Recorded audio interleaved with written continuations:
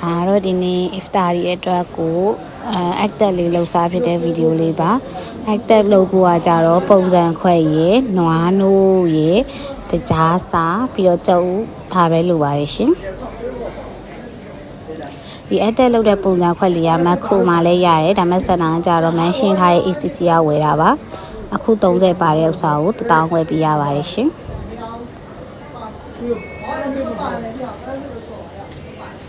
ပြီးတော့နွားနို့ထဲမှာတကြားလေးစားရေးထည့်ပြီးတော့ဒီကြုတ်လေးကိုထည့်ပြီးတော့မွေပေးထားပါမယ်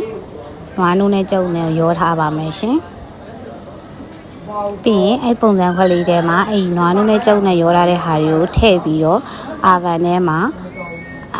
ဖုတ်လိုက်ပြီးဆိုရပါပြီရှင်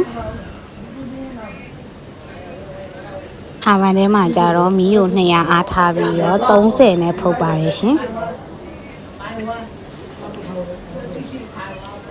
ဆန္ဒရဲ့လာပါတဲ့ actor လေးရပါပြီ see you next vlog ပါ